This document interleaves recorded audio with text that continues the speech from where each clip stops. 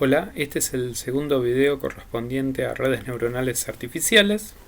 En este video vamos a hablar del modelo biológico en el cual están basadas, que son las redes neuronales biológicas.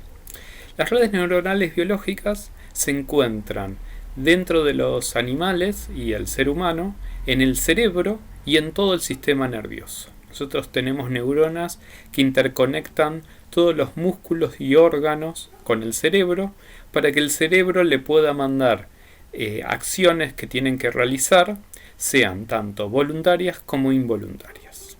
De todas maneras, el lugar donde hay mayor densidad de neuronas es la cabeza, el cerebro, donde podemos tener entre 15 a 33 mil millones de neuronas interconectadas entre sí. Obviamente que todas estas neuronas van a ser muy pequeñas porque son células. De todas maneras, estas células tienen algunas diferencias con otras células que aparecen en otros lugares del cuerpo. ¿Por qué? Porque en forma distinta que otras células que son circulares, como los glóbulos rojos, la neurona va a tener en su cuerpo ciertas ramificaciones que se llaman dendritas. Dentro de este cuerpo, entonces, vamos a tener un núcleo y a su vez va a salir este axón que va a terminar en un conjunto de botón o pie. Bueno, esta sería la estructura muy simplificada de una neurona biológica. Entonces, una neurona biológica se destaca por sus dendritas, por su axón y por sus botones o pie. Las dendritas serían el medio por el cual una neurona biológica puede recibir información del exterior. Entonces podríamos decir que en una neurona biológica las dendritas son la interfaz de entrada para que la neurona reciba información. El axón va a ser la interfaz de salida, va a ser el medio por el cual nuestra neurona va a generar una salida para mandársela a otra neurona o a algún órgano del cuerpo.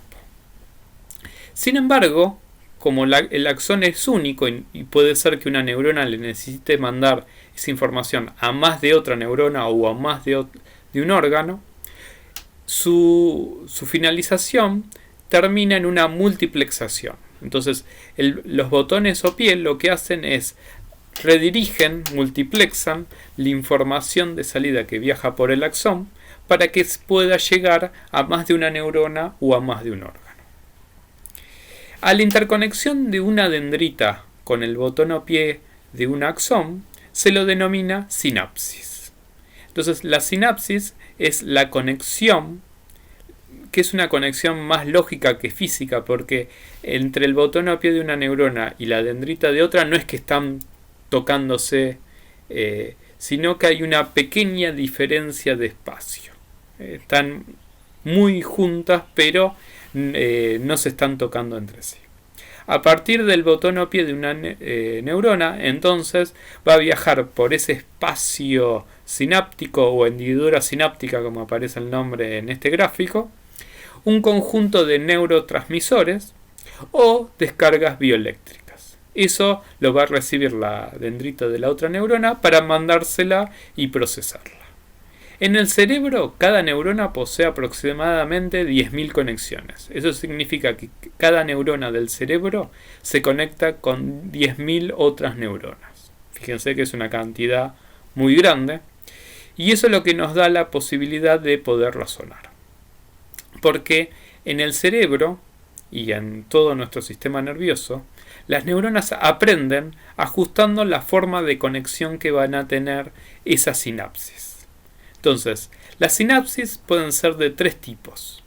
Pueden ser una sinapsis excitadora, que lo que va a producir que todo lo que se recibe por esa sinapsis excitadora va a tender a que la neurona que lo recibe aumente su estado, se cargue. Puede ser inhibidora, que produce el efecto contrario. Todo lo que se recibe a través de esa sinapsis va a producir que la neurona que lo recibe se descargue, va a ser un estado más de reposo. Y también podría haber una sinapsis neutra, en una sinapsis neutra lo que va a suceder es que todo lo que se recibe no afecta el estado de la neurona que está conectada a través de su dendrita. No podemos decir que lo recibe porque no estaría recibiendo nada. Bien, nosotros cuando aprendemos, cuando estamos tomando decisiones y tratando de encontrar la solución a un problema, lo que está pasando dentro de nuestro cerebro es que la sinapsis entre las conexiones de las neuronas se va modificando. Puede ser que una sinapsis cada vez se vuelva más excitadora, cada vez se vuelva más inhibidora o capaz que se vuelve cada vez más neutra. Entonces, en el cerebro, a medida que nosotros vamos aprendiendo, lo que se están modificando son los caminos de razonamientos que se dan entre las distintas neuronas. Para graficar el funcionamiento entonces de las conexiones de las neuronas lo vamos a ver con este pequeño gráfico. Supongamos que nosotros tenemos nuestra neurona, que está ahí bastante grande, y a su vez esta neurona se conecta con otras, ¿no? Y que las sinapsis pueden ser excitadoras, que están representadas con un más, inhibidoras representadas con un menos, o neutras representadas con un 0. Entonces, mi neurona va a tener un estado, que al inicio va a ser un estado de reposo, y que a medida que va recibiendo conexiones excitadoras, se va a empezar a cargar. Si recibe conexiones inhibidoras, se va a descargar, y vamos a ver qué sucede si en algún momento supera un umbral de activación. Entonces, vamos a arrancar la animación. Ahí se recibe una conexión excitadora, se carga. Ahora se recibe otra conexión excitadora, se vuelve a cargar. Ahora recibe una conexión inhibidora, se descarga. Otra conexión excitadora se vuelve a cargar. Otra conexión excitadora se carga un poquito más. Una conexión inhibidora lo descarga. Otra excitadora hace que se cargue. Y por último, una conexión excitadora que hace que supere el umbral de activación. Como resultado, lo que esto produce es que mi neurona se activa. Al activarse la neurona necesita hacer algo. Entonces, lo que ese algo va a ser generar una salida, una corriente bioeléctrica que se va a mandar por el axón y que se va a multiplexar por el botón o pie. Esta multiplexación va a producir que la salida de esta neurona le llegue como entrada a otras neuronas. A su vez, a las otras neuronas puede pasar que lo tienda a excitar porque va a tener una conexión excitadora, lo puede tender a inhibir si es una conexión inhibidora o no lo afecta en nada si es una conexión neutra. Entonces, la salida de una neurona puede ser excitadora, inhibidora o neutra dependiendo de la otra neurona que lo recibe. Bien, en el cerebro continuamente lo que está pasando es lo que se ve en esta animación también. Que hay neuronas que se activan y van mandando salidas a las otras neuronas y hay neuronas que tal vez nunca se activen o se activen de vez en cuando. Esto tiene que ver con lo que está sucediendo en la mente de la persona.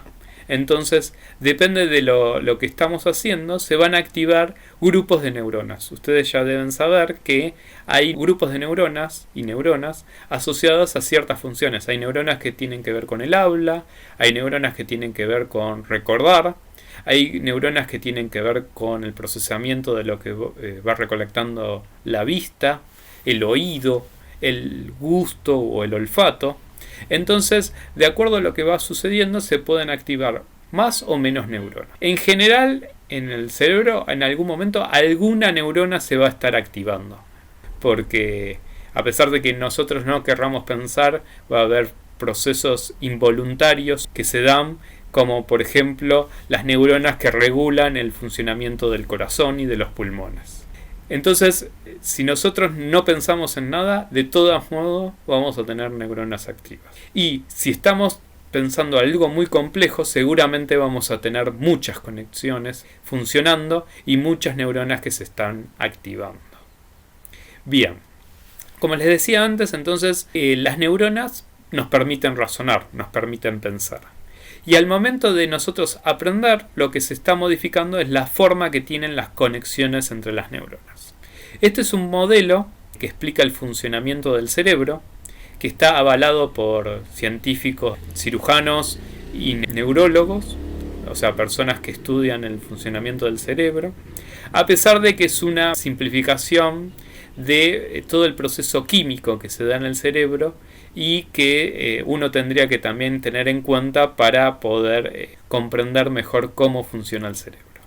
De todas maneras, nosotros no vamos a entrar en todo este aspecto químico y nos vamos a quedar con una descripción del funcionamiento del cerebro que vimos recién, y eso es lo que vamos a aplicar para poder construir nuestras neuronas artificiales. La explicación de cómo funcionan entonces las neuronas artificiales lo vamos a ver en el siguiente video para que no se haga demasiado largo. Hasta luego.